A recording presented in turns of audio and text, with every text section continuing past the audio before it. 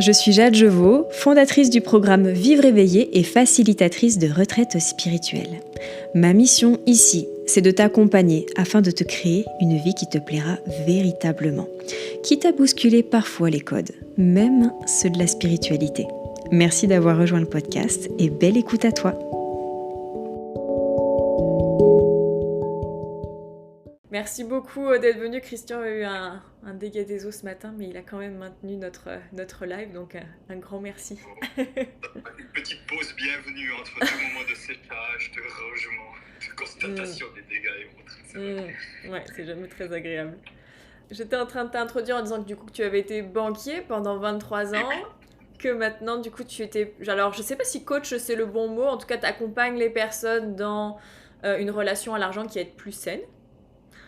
Plus sereine, ouais, c'est ça. Tu as été disciple du coup de Peter Koenig et écrivain. Tu as écrit un livre toi-même et tu en as coécrit certains et le tien c'est Ce que l'argent dit de nous, je me trompe pas? Ce que l'argent dit de vous. Dit de vous, ok. Peut-être que tu veux ajouter des choses à cette présentation avant que...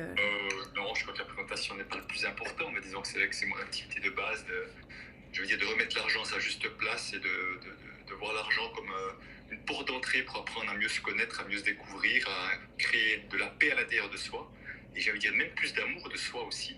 Et c'est le chemin pour une relation à l'argent plus sereine. J'ai supposé que comme beaucoup de personnes parce que du coup l'argent est en filigrane depuis un moment dans ta vie, même si du coup il y a eu différents rapports, et j'ai supposé que comme beaucoup de personnes qui portaient quelque chose de fort comme ça tout au long de leur vie, il y avait eu une problématique au début, et que du coup une envie de transcender ça, et puis de transmettre aussi aux autres ce que tu as trouvé pendant ce chemin-là. Et du coup, je me suis dit, est-ce que tu serais d'accord de nous partager, si ça existe en tout cas, si je me suis pas trompée, ce qui a été difficile pour toi justement et qui t'a amené à faire cette bascule d'une relation qui va être plus tranquille avec l'argent? Je dirais que ma difficulté que j'avais, et c'est celle que je rencontre chez un certain nombre de personnes, et c'est important de comprendre la nuance, je n'avais pas de problème d'argent, dans le sens je ne manquais pas d'argent, mais j'avais des problèmes avec l'argent. C'est-à-dire que je me comportais comme si je manquais d'argent. Alors, il y a eu deux périodes, on était un petit peu, avec mon épouse, nos enfants, au début, on était un peu juste, voilà, mais sans que ça soit une catastrophe. Mais on devait compter nos sous. Mais après, si tu veux, on a commencé à gagner plus d'argent et tout, et je me comportais comme si je manquais d'argent. Donc, j'avais cette peur de manquer, mais surtout sans être conscient que j'avais peur de manquer. Et je pense que ça, c'est quelque chose qui a duré des dizaines d'années. Je pense dès ma jeunesse, déjà, où j'avais déjà la peine à dépenser mes sous, j'ai gardé ça avec peur. Moi, mon choc à moi, c'était quand un de mes fils m'a traité de radin à table, devant son frère et sa sœur. Ça te fait rire? Ça me faisait pas beaucoup rire sur le moment. Donc, ni son frère ni sa sœur n'ont pris ma défense. Pire, mon épouse n'a pas pris ma défense non plus. Donc là, ça a été un choc. Et je me suis dit, comme ça, en pensée immédiate, me dit, waouh, si je suis pas aussi généreux qu'il l'aimerait, parce que c'est bien de ça qu'il s'agit, peut-être c'est parce qu'il pense que je ne l'aime pas, si tu veux. Et heureusement, je ne suis pas allé vérifier, parce que je suis sûr qu'il aurait dit non, c'est pas ça. Mais le fait que je ne sois pas allé vérifier, que je sois resté avec cette histoire que je me racontais et qui était tellement douloureuse pour moi, c'était comme un électrochoc, parce que mon épouse, quand on me disait, t'es trop stressé avec l'argent, et tu es tout obligé, non, moi je suis économe, machin, je fais bien les choses, enfin, je ne voulais pas avoir mes peurs. Et si tu veux, là, d'un coup, je dis, ok, il me le dit, visiblement, les autres n'ont pas l'air opposés à ça, c'est qu'il y a un problème chez moi. Et c'est comme ça qu'on dit, quand l'élève est prêt, le maître arrive. C'est comme ça que j'ai rencontré Peter Koenig quelques temps après. Et c'est la première fois de ma vie que j'entendais quelqu'un parler de relation à l'argent. Tu vois, même dans la banque, on est confronté à ça au quotidien. On ne parle jamais de relation à l'argent comme un non-sujet. Alors que pourtant, je voyais bien mais les comportements bizarres de mes clients peu rationnels, sans voir mes propres comportements peu rationnels. Et pour terminer, peut-être par rapport à ça, moi j'ai d'une famille, il y a eu beaucoup de faillites. Mon père 2 fois, mon frère aussi, mon oncle aussi. Mais toutes ces faillites sont venues à l'époque où j'étais adulte. Donc j'ai pas vécu, moi, je dirais, de traumatisme personnel enfant, tu vois, ou jeune. J'étais déjà dehors de la coquille, je m'assumais déjà. Mais donc il y a quand même une série de problèmes d'argent au niveau de mon grand-père, mon arrière-grand-père, du côté paternel, à peu près tout le monde y a passé. Donc je peux bien voir qu'entre ça et ma peur de manquer, disons, il y avait quelque chose à transcender. Et c'est pas pour rien que j'étais dans les métiers de la banque, parce que je ne voulais pas aller à la banque, mais comme j'étais au chômage, après mes études universitaires, que je trouvais rien, il y a un mois, j'ai dit, il ne reste plus que les banques, tu vois, pour te dire que j'y allais reculons. Et ils ont bien voulu de moi. Donc c'est comme si la vie m'avait amené en me disant, Christian, va à la banque, je ne sais peut-être pas pourquoi, mais un jour tu comprendras. Et c'est vrai que tous ces métiers de banque, d'argent et tout, aujourd'hui sont précieux pour moi à travers une tonne d'expériences que j'ai accumulées, d'observations que j'ai pu faire, etc., durant toutes ces années-là. Merci, c'est intéressant. Et pour le coup, tu y es resté un moment du coup à la banque. Un peu Ah oui. toujours en sachant pas pourquoi ou après ça a fini par prendre du sens? Ah non, non, j'y suis resté, si tu veux. Il y a eu un jour où j'ai dit, ah ben oui, en plus j'étais conseiller en placement financier. Un jour, j'ai eu comme une prise de conscience que je commençais à m'intéresser à la généalogie et tout ça, en me disant, ben oui, il faut bien un qui sache placer l'argent dans cette famille. Ça paraît d'être une spécialité vu les faillites. Et puis, ça, c'était la première chose. Après, mes parents se sont connus à la banque. C'est comme amusant aussi, tu vois. Ils se sont connus à la banque aussi. Donc, il y a comme une histoire aussi avec la banque dans la famille. Et, mais si tu veux, j'y suis resté trop longtemps parce que ma peur de manquer faisait que j'avais trop de peur des conséquences financières si je partais de la banque pour lancer mon projet et que ça ne fonctionnait pas, que j'ai vraiment eu à pacifier ma relation à l'argent. En 2009, j'étais licencié suite à la fameuse crise des subprimes. Et quand c'est arrivé, j'étais super content. J'ai même ouvert une bonne bouteille pour célébrer ce licenciement le soir même, pour te dire, tu vois, avec un ami.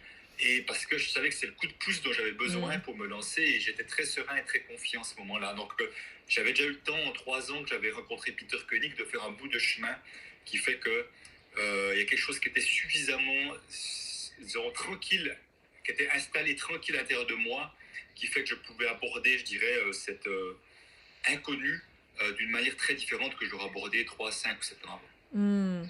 Oui, ça avait mûri. Ouais, c'est ça. Justement, ça me fait me poser une question.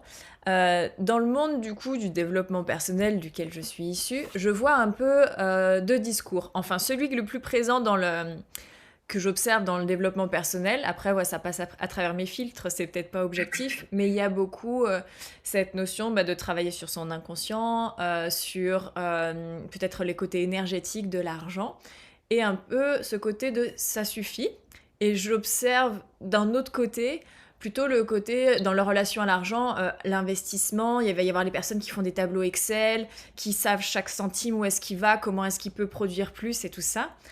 Et j'en ai tiré la conclusion qu'un mélange des deux était un bon équilibre dans le sens où l'argent était quand même quelque chose de matériel de la terre, donc ça demandait des connaissances sur cet outil et que ça n'empêchait que le côté énergétique énergétique, travailler avec l'inconscient, des choses comme ça, pouvait vraiment faciliter les choses. Quelle est ta vision à ce sujet, si tu vois de quoi je parle? Ouais, je vois tout à fait de quoi tu parles. Mais tu sais, c'est un peu la vision, c'est un peu la polarité entre spiritualité et puis matérialiste, j'ai envie de dire, tu vois, Ouais. très branché matière et pas très connecté à plus grand que soi, ou ceux qui sont connectés à plus grand que soi, qui sont que entre guillemets, dans l'énergétique, mais qui ont de la peine à être ancrés dans la matière. Donc effectivement, il y a un juste milieu. Moi, je dirais, si je prends la deuxième situation, ceux qui sont beaucoup de tableaux Excel et tout, moi j'ai surtout rien de tableau Excel, c'est important d'être bien organisé avec ses finances. Par contre, je vois que beaucoup ont beaucoup trop souvent leur nez dedans par peur, si Oui. tu veux. Tu vois, j'ai pas besoin d'aller voir mes comptes tous les jours, c'est pas nécessaire, c'est pas vrai. En principe, à moins de situations exceptionnelles, c'est pas nécessaire. Je connais des personnes qui allaient même voir 3 fois leur compte par jour.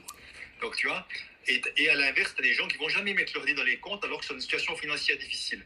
Donc, pour moi, la relation qui serait juste avec l'argent, c'est d'aller mettre son nez dans les comptes chaque fois que c'est nécessaire. Ça peut être tous les 3 jours, ça peut être une fois par semaine, ça peut être une fois une journée, puis une fois plus rien pendant 8 jours, tu vois.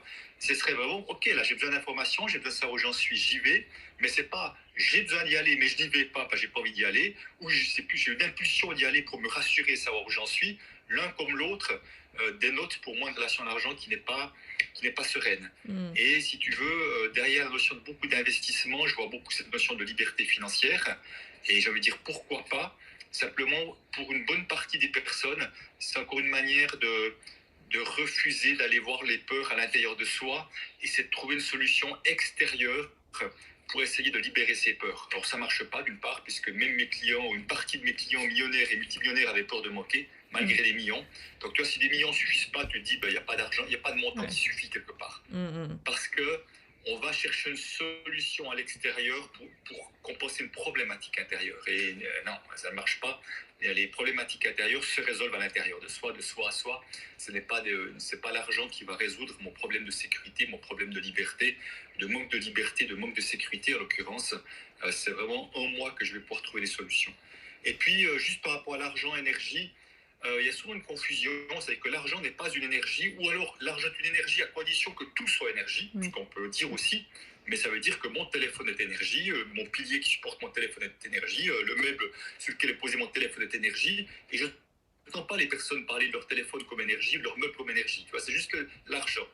Donc ça s'appelle une projection, parce que l'argent c'est de l'argent. Par contre, l'argent circule comme de l'énergie, ça je peux l'entendre. C'est-à-dire que dans le sens que ça part, ça revient, il y a une circulation de l'argent. Et ça, c'est différent de voir que ça circule comme de l'énergie ou que c'est de l'énergie. C'est pas la même chose pour moi. Oui, très juste. Et comment... Parce que du coup, quand on a cette conscience et cet sens de l'observation de nous, on peut, maintenant que voilà, tu l'as verbalisé, on peut se dire, ah oui, bah, pourquoi est-ce que je vais voir mes comptes, est-ce que c'était une impulsion de peur, et je me dis, est-ce que c'est, comment dire, j'essaye, alors bon, moi qui me décortique au quotidien, c'est vrai que je prendrais ça comme un jeu, mais je me dis, pas tout le monde fait ça. Et comment leur indiquer le moment où c'est nécessaire? Parce que tu disais, il faut y aller quand c'est nécessaire. Et ça va être quoi la nécessité? Ça va être quoi ce déclencheur du coup? Je sais pas si la question est Oui, claire. oui, non, mais je comprends bien. Mais ça veut dire que chacun va voir, va choisir lui-même, va sentir lui-même qu'est-ce qu'il a nécessité. Mais si tu veux, c'est pour ça que si au moment d'aller voir mes comptes, pour moi, c'est quelque chose de très neutre. C'est-à-dire que moi, je fais mes paiements, je vois mes comptes, par exemple. Je dis, OK, maintenant, je vais consacrer une demi-heure pour faire mes paiements. Or, à une époque, j'étais indépendant, c'est plus moi maintenant qui le fais, j'ai des collaborateurs qui le font, mais à une époque, j'allais voir qui avait payé, les rentrées d'argent, etc. Donc, j'allais une fois par semaine, j'avais un petit moment que j'ai bloqué de mon agenda, j'allais voir qui avait payé, où ça en était avec les facturations. Donc, j'allais voir les comptes à ce moment-là, et après, la plupart du temps, je pouvais mettre de côté pendant la semaine qui suivait. C'est quelque chose de tout à fait neutre, comme je fais une facture, comme je fais autre chose. Et c'est vraiment dans ce sens-là que ça se voit. Après, moi, par exemple, dans mon organisation aujourd'hui, mon adjointe, elle sait que tous les 3 mois, elle me fait un décompte avec mes rentrées, mes frais, un bilan de là où j'en suis. Et j'ai de toute façon une idée très à la louche où j'en suis, parce que je vois bien si les choses fonctionnent bien ou pas, je vois bien si les formations sont bien remplies ou pas. Mais j'ai pas de nécessité de savoir plus que ça, parce que pour moi, c'est pas nécessaire. Je sais que à un moment donné, ou si j'ai une grosse décision financière à prendre, je vais aller voir là où j'en suis dans mes comptes avant de prendre cette décision-là. Donc, j'aimerais pas que vous entendiez qu'il y a une chose qui est juste ou pas, mais c'est vraiment, est-ce que on y va? Est-ce qu'on y va à la peur au ventre? Est-ce qu'il y a une sorte d'impulsion pour vite aller voir mes comptes, ou j'y vais de manière très neutre, comme je peux faire plein de choses de manière neutre finalement? Ouais. J'ai réussi à trouver la formulation qui manquait, c'est que je pensais aux personnes qui, alors peut-être pathologiquement le mot est vraiment trop fort, mais qui n'iront jamais, qui n'y se verront pas. Et du coup, je me disais, eux, ils vont jamais trouver la nécessité, donc je cherchais le déclencheur pour eux, mais j'entends aussi que c'est pas facile à expliquer, mais c'est aussi simplement de l'organisationnel. Oui, mais si tu veux, au fond, ils y vont pas, mais c'est pas vrai. Ils savent qu'ils doivent y aller. Moi, je les ai comme des attributions là. Ils savent qu'ils devraient y aller, mais tu vois, il y a c'est le procrastinateur à ce moment-là. Tu vois, c'est Ludovic Leroux là qui parle du nerf vague. Il dit c'est le sympathique fuyant. Tu vois, j'ai toujours un autre truc à faire plus urgent que d'aller voir mes comptes. Mais au fond, une partie de moi, oups là, j'ai qui pleut parce qu'on a tout mis dehors pour faire sécher suite à l'inondation. Alors, je te laisse juste 2 minutes. Pas de problème. Je voulais te demander, j'ai observé qu'il y avait un paradoxe un petit peu, alors justement, peut-être pas un paradoxe dans ta vie, comme on en a tous, cette notion de l'argent est présent partout et en même temps tu enseignes à être tranquille avec. Et du coup, je me suis dit, il enseigne à s'en détacher. Et ça m'a fait poser la question de, est-ce que c'est réellement ça que tu enseignes? Parce que... Ouais, vas-y, est-ce que c'est ça que tu enseignes? Moi, ça me suffit comme question au départ.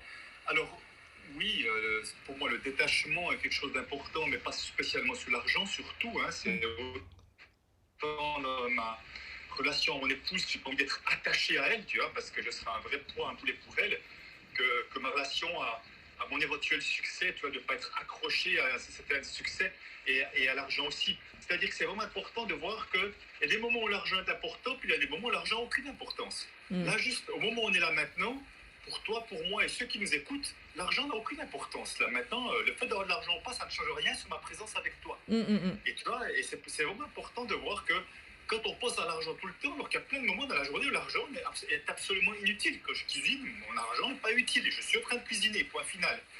Et c'est là de pouvoir, si tu veux, le détachement. Et tu vois, quand j'avais des clients fortunés, ce qui était intéressant, c'est de voir que ceux qui me paraissaient le mieux dans leur basket, c'est ceux, je trouvais, qui arrivaient à avoir justement une forme de détachement, de voir, avoir de la gratitude, trouver que c'est super d'avoir de l'argent, mais qui n'étaient pas affectivement attachés à ça, tu vois, et qui pouvaient aimer les choses simples de la vie, pas forcément devoir, ils ont pu aller de 5 étoiles, mais c'était pas, il faut absolument qu'on se paye que des belles choses, ils aimaient les choses simples de la vie, la qualité de rencontres et tout ça.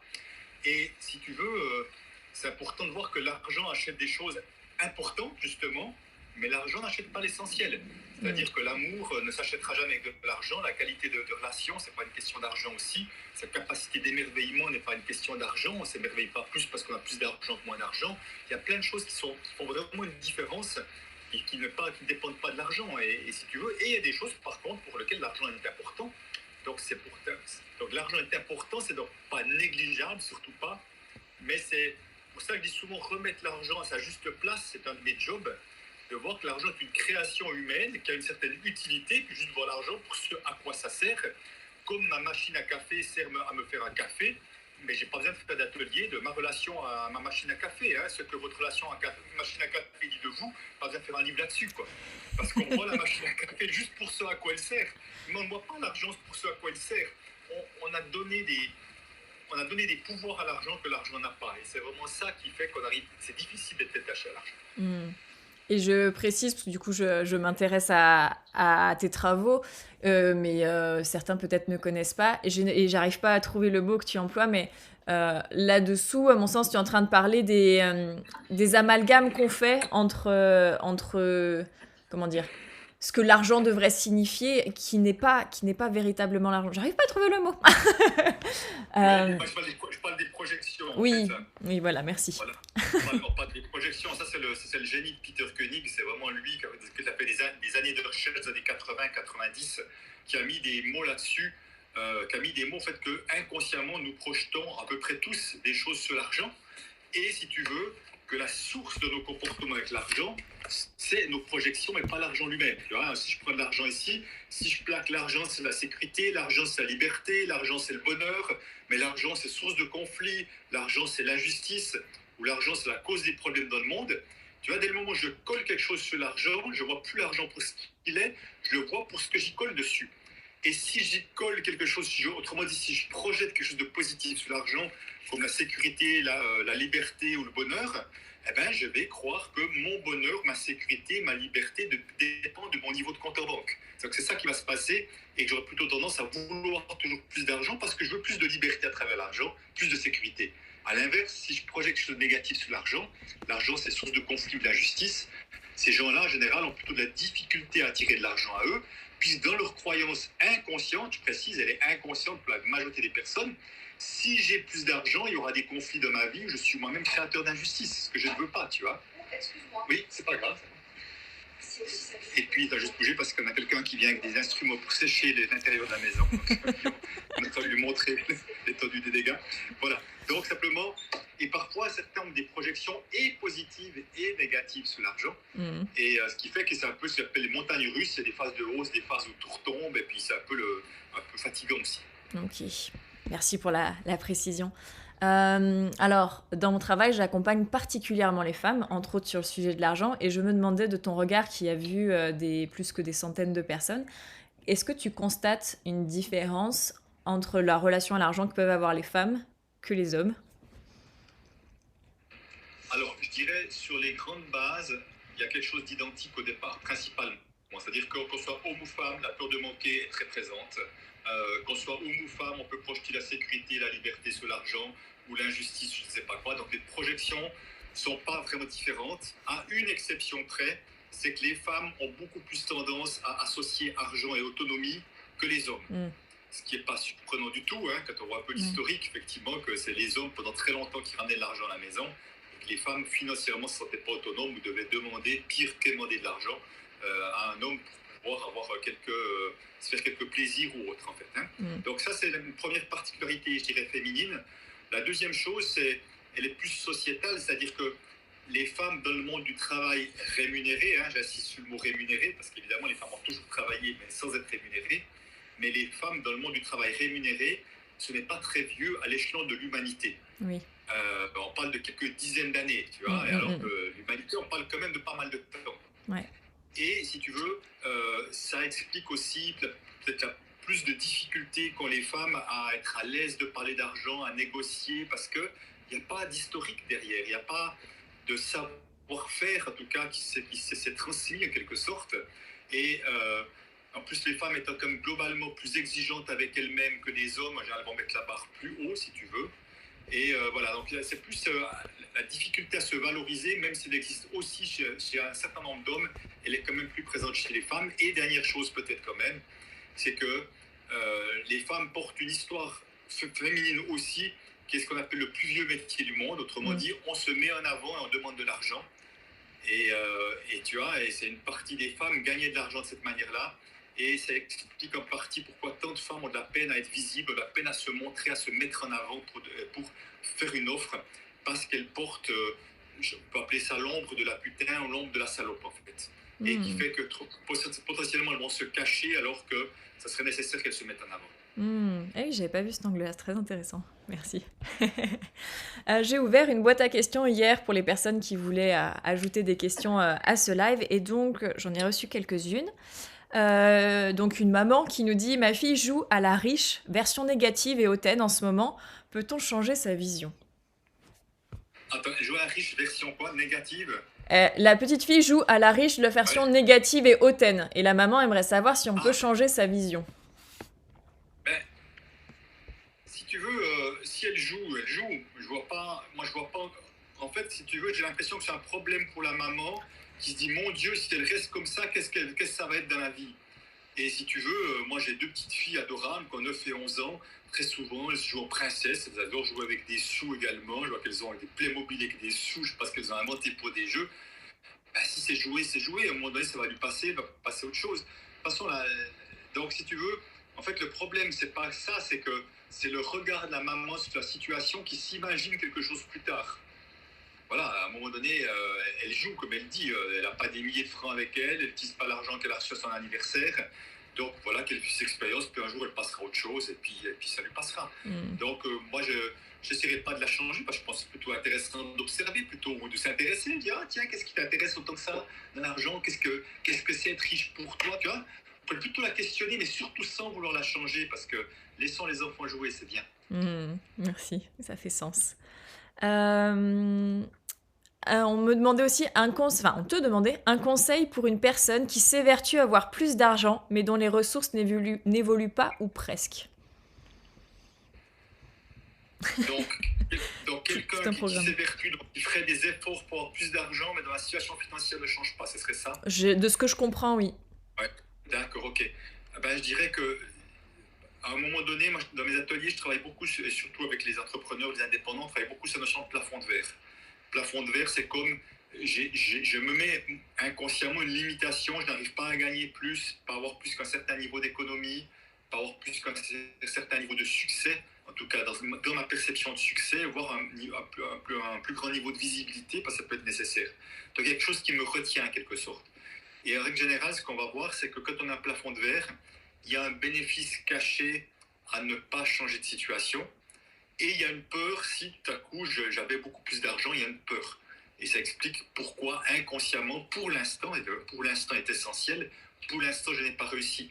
Et au moment où on arrive à dénicher ce qu'il y a derrière, potentiellement les choses commencent à bouger, à basculer. Ça fait sens. Et une dernière question du coup de ma part, c'est qu'est-ce qui t'anime autant de te servir de cet outil de l'argent? Peut-être un peu, tu en as jamais marre, et donc pourquoi? Enfin, peut-être que tu en as marre. Non, mais c'est chouette que tu poses cette question, parce que ça fait 14 ans que je fais ça. Et je suis encore et toujours surpris de mon enthousiasme, des fois, tu sais. Des fois, je suis en conférence ou dans une vidéo, puis je vois, puis, tu sais, il y a une partie de moi qui m'observe, puis je dis, oh, mais putain, qu'est-ce que t'es enthousiasme encore? Raconter toujours la même chose. Et, et tu sais, je crois qu'on est appelés tous plus ou moins par quelque chose. Il y a ce qu'on appelle le flow, et moi, je suis dans le flow là-dedans. D'ailleurs, en général, quand je fais des interviews enregistrées, je dis toujours à mon adjoint, tu me les mets entre 4 h et 6 h l'après-midi, quand je suis fatigué, parce que je retrouve l'énergie au quart de tour. Donc, c'est un signe qui ne compte pas, tu vois. Ouais. Quand j'ai l'énergie, comme tu mets de off à on. Mais pourquoi, au fond, il y a 2, 3 raisons derrière tout ça. Si tu veux, la première, si tu veux, c'est que je disais qu'on donnait un pouvoir à l'argent, tu vois, le pouvoir nous rendre sécure, libre, ou de générer des conflits, tu vois, l'argent. Mais le pouvoir qu'on donne à l'argent, c'est une partie de notre propre pouvoir que nous avons perdu. Et justement, dans mon travail de se réapproprier un bout de pouvoir que nous avons perdu, je trouve que ça a beaucoup de sens parce que si on veut être le plus acteur de sa vie, sachant évidemment qu'on ne gère pas tout et on ne contrôle pas grand-chose, mais en tout cas, être le plus acteur possible de sa vie, ça demande de reprendre son pouvoir plutôt que de le donner à l'extérieur, que ce soit sur les autres ou sur l'argent ou sur autre chose. Donc ça, je pense que c'est nécessaire. La deuxième chose, c'est que j'accompagne tout le monde, mais potentiellement plus les entrepreneurs, les indépendants, ceux qui sont sur le point de le devenir. Pourquoi? Parce que j'ai pu voir, c'est que tant qu'on est salarié, qu'on a un montant qui tombe chaque mois, quelque part, ça amène un certain confort, dans le sens d'une certaine visibilité. Alors le jour où on doit générer son argent par soi-même, on peut voir que ça peut être les montagnes russes, tout à coup ça réveille des peurs qui étaient sous-jacentes mais qui n'étaient pas présentes. Et je trouve que justement ces personnes-là, qui très souvent, en tout cas celles que je vois font des métiers de cœur, ont vraiment une notion de contribution qui est importante. Et moi je trouve que c'est important que l'argent ne les freine pas dans leur expansion, de leur capacité à offrir le cadeau de qui elles sont, ces personnes. Ce qui ne veut pas dire qu'en tant que salarié, on n'offre pas le cadeau de qui on est non plus, je tiens à dire. Et si tu veux, j'ai vraiment une croyance, c'est que plus nous serons nombreux à faire une activité que nous aimerons, mieux notre société se portera. Donc pour moi, de pouvoir être un acteur à soutenir ce mouvement-là me paraît important. Et la dernière raison, c'est quand les gens viennent faire des ateliers avec moi, ils ne le savent pas. Mais quelque part, moi, la seule et la meilleure voie que j'ai trouvée pour une meilleure relation à l'argent, c'est apprendre à plus et mieux s'aimer. Donc quelque part, c'est un travail d'amour de soi que je propose à travers ce que je fais, en tout cas la manière dont je le fais. Donc, ça améliore sa relation à l'argent, mais ça améliore tellement plus que sa relation à l'argent. Déjà, la relation de soi à soi pour commencer. Et plus je m'aime, plus je serai aimant vis-à-vis des autres, plus j'aurai des comportements qui sont respectueux et du vivant et des autres et de plein de choses. Donc, si tu veux, j'ai vraiment l'impression de participer à travers cette porte d'entrée à la guérison du monde, si je peux m'exprimer ainsi. C'est beau, oui, ça fait sens. Venez pour l'argent parce que ça vous prend la tête, mais on va y toucher à des trucs divins. Très souvent, les gens disent on n'a pas beaucoup parlé d'argent. Je dis non, on va juste voir ce que l'argent vient révéler de nous et réveiller chez nous, tu vois. C'est ça qui m'intéresse. Et c'est à cet endroit-là, parce qu'en fait, les personnes viennent avec des problèmes dans le visible, tu vois. Je suis dans le rouge, je gagne pas assez d'argent, j'ai pas assez de chiffre d'affaires, je suis mal à l'aise pour fixer mes prix. Enfin, tous les gens viennent avec où j'ai peur, la peur de manquer, qui est de loin la plus grosse problématique avec l'argent. Donc, c'est des choses qu'ils voient dans leur comportement. Mais la résolution, elle est dans l'invisible, elle est dans l'intériorité. En changeant quelque chose à l'intérieur de moi, ça change à l'extérieur. Donc souvent, tu vois, je connais des personnes qui accompagnent les gens à bien faire leur compte, à bien faire ci ou ça, et qui viennent vers moi qui disent mais je vois bien que ça ne suffit pas. Mais je dis mais bien sûr ça ne suffit pas. C'est bien de faire ses comptes, mais si je suis bourré de peur, j'aurai toujours peur même en faisant mes comptes. Si je me sabote moi-même, je me saboterai toujours en faisant mes comptes parce que ce qui est vraiment le déclencheur, il est dans l'invisible, il n'est pas dans le faire. Donc voilà. Ça fait sens. Comment est-ce qu'on travaille avec toi, Christian? Comment on travaille avec moi? Alors, je dirais déjà, je fais des choses en présentiel dans les pays francophones. Des ateliers qui sont pour tous les publics, des ateliers qui sont plus spécifiques pour les entrepreneurs et indépendants. Après, j'ai toutes sortes d'interventions sur mesure aussi, qu'on me demande d'intervenir dans des masterminds, dans des groupes d'entrepreneurs, des associations professionnelles et autres, ou des conférences aussi sur mesure, et également à distance. J'ai une formation sur Internet qui s'appelle Amis avec l'argent, qui est destinée pour les indépendants entrepreneurs. On va en sortir une ou l'autre, je pense, en deuxième semestre, qui pourrait être achetée toute l'année. Parce que cette formation-là, elle sort une fois par année. J'accompagne un groupe d'entrepreneurs pendant 9 à 10 mois à peu près. Voilà. Et puis voilà. Puis mes livres, effectivement, j'ai écrit 5. Le 5e livre n'est pas sorti. Ce sera L'argent pour les adolescents, par leur cash, ça s'appelle. Parce que c'est important également que les jeunes s'occupent. Enfin, ne tombe pas dans les pièges en ayant déjà quelques bonnes informations rapidement. Donc voilà, il y a aussi des livres également qui peuvent être soutenus. J'ai plein de vidéos sur YouTube, j'ai plein de podcasts sur mon site internet, et en plus du tien et tout ça. Eh bien, un grand merci. Est-ce que tu souhaites ajouter quelque chose? Parce que moi, j'ai fait le tour de... Peut-être pour terminer, ce que j'aime bien dire, c'est que si vous sentez que l'histoire d'argent, ça vous bloque, ça vous coince, ça vous empêche de vous déployer, ça vous empêche d'être plus de sérénité, je veux dire, occupez-vous de votre relation à l'argent, que ce soit avec moi ou pas, c'est pas important, mais occupez-vous de votre relation à l'argent, parce que, effectivement, c'est bête de passer à côté de choses, de passer à côté de sa contribution pour des questions d'argent, pour des questions de peur et tout ça. Et c'est vraiment bête. Et ce que j'ai pas dit, effectivement, c'est que chaque année que mon épouse, on forme 10 personnes à devenir spécialistes de la relation à l'argent. Donc j'ai formé pas mal de monde déjà depuis 2020 qui peuvent également prendre des relais, faire des choses également, tout ça. Je vois le commentaire, j'ai acheté votre livre, c'est une pépite. Merci beaucoup Zora. Et ça fait vraiment sens, et je me rends compte, pour être beaucoup dans le milieu de la spiritualité, que c'est presque un tabou en fait. C'est oui, mais l'argent, ça n'est pas tout, ça ne fait pas le bonheur, et justement j'en suis complètement détachée, et je me rends compte que ça vient vraiment nous couper de notre incarnation, de ce que tu disais aussi, pour moi avec mes mots, c'est de notre pouvoir de contribuer au monde, de créer de belles choses, parce qu'on l'a énormément jugé. Et effectivement, j'ai l'impression que quoi qu'on veuille dans la vie, c'est tellement présent pour tout un chacun, même si on se raconte que non. Je suis complètement d'accord avec toi. Puis je vois beaucoup d'entrepreneurs dans les milieux sociaux, solidaires et autres qui ont des super projets et qui galèrent financièrement parce qu'ils n'aiment pas, ils rejettent l'argent, parce qu'ils rejettent le capitalisme, ils rejettent le bébé l'eau du bain. Ils galèrent, ils bossent comme des dingues pour pas de résultats, mais je trouve que c'est du gâchis, quoi. Oui. Parce qu'il y a des confusions, et c'est pour ça qu'il y a vraiment des ajustements qu'on peut faire qui ne sont pas forcément compliqués, mais qui peuvent vraiment changer quelque chose. Et on parle d'abondance, je vois l'abondance, effectivement, si je vois qui défile là-haut. L'abondance, effectivement, pour moi, c'est bien plus qu'une question d'argent. L'argent en fait partie, mais c'est bien plus qu'une question d'argent. Et évidemment, on peut supprimer l'argent demain, on peut toujours être heureux. L'argent est une invention humaine. Et c'est important, c'est pour ça de remettre l'argent à sa juste place. Merci beaucoup pour ce joli mot de la fin. Un énorme merci pour ta présence. Un bon courage pour tous ces dégâts des eaux. Et... Juste une petite histoire, quand c'est arrivé, l'eau commençait la vanne centrale qui a pété. J'étais en train d'intervenir pour une soixantaine de chefs d'entreprise. Je venais de commencer avec mon verre d'eau en disant il faut toujours avoir du liquide sur soi. Et 15 minutes après, le ticket déferlait en bas les escaliers pour arriver dans les chambres. C'est vraiment l'abondance. Ouais, tout à fait. L'abondance des fois. Et tiens, pour une abondance d'emmerde aussi. Voilà, merci pour l'invitation, Jeanne. Avec grand plaisir. Merci d'avoir accepté.